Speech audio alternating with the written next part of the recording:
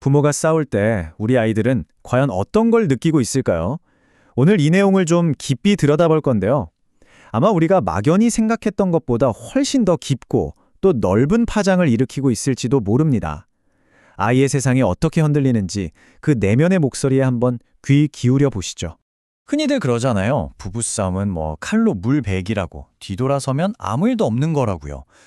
근데 그걸 지켜보고 있는 아이 입장에서도 정말 그럴까요? 어른들한테는 잠깐의 다툼일지 몰라도 아이의 세상에서는요, 이게 완전히 다른 의미일 수가 있다는 거죠.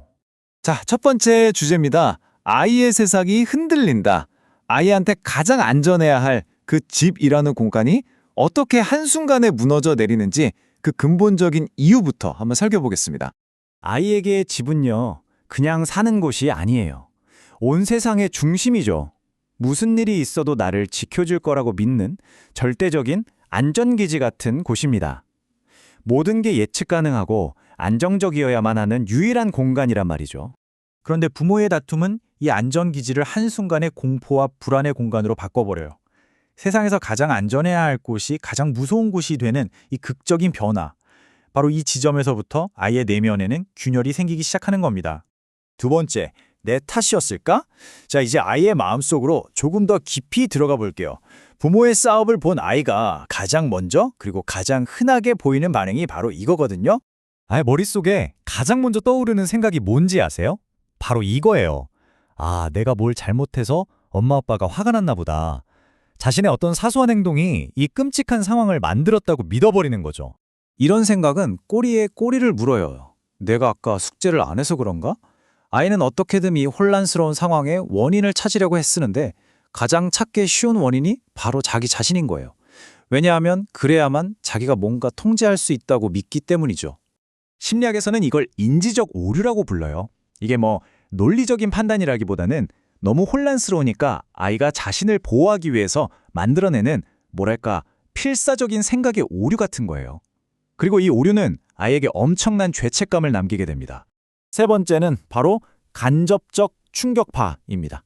이제는 좀 더 데이터에 기반해서 한번 살펴볼게요. 연구 결과들을 보면요, 우리가 종종 놓치고 있는 진짜 중요한 충격이 어디에서 오는지를 아주 명확하게 알 수 있습니다.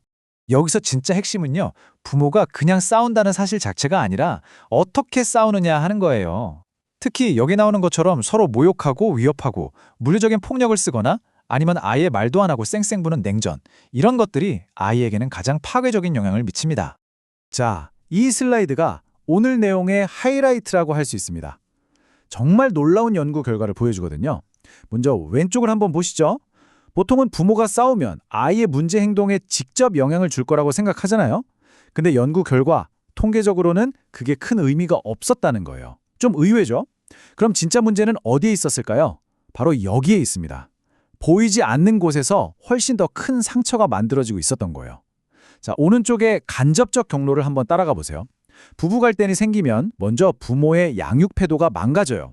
그럼 이게 아이의 수면 문제로 이어지고요. 결국 잠을 제대로 못 자는 아이는 정서적으로 불안해지고 인지 능력까지 떨어지게 되는 거죠. 바로 이 보이지 않는 연결고리가 아이에게 훨씬 더 크고 광범위한 상처를 남기고 있었던 겁니다. 네 번째, 바로 오래 남는 상처들입니다. 이런 충격들은 그냥 그 순간에만 아프고 끝나는 게 아니에요. 아이의 남은 인생에 아주 긴 그림자를 남기게 되는데요. 한번 자세히 보시죠. 그 영향은 정말 삶의 모든 영역에 걸쳐서 나타납니다. 집중력이나 감정 조절이 어려워지는 인지 능력 감소부터 시작해서 다른 사람을 믿지 못하게 되는 대인관계 문제, 또 공격성이 늘고 학교에 적응 못하는 행동 문제, 그리고 결국엔 자신과 세상을 부정적으로 보게 되는 부정적 세계관 형성까지. 이건 아이의 삶 전체를 뒤흔드는 후유증이라고 할 수밖에 없어요. 그리고 이 모든 끔찍한 경험의 한가운데에는요, 이 문장 그대로 아이가 느끼는 정말 처절한 고립감이 있습니다. 세상에서 가장 가까워야 할 두 사람의 싸움 속에서 아이는 완벽하게 혼자라고 느끼게 되는 거죠. 하지만 여기서 절망하고 끝낼 순 없죠.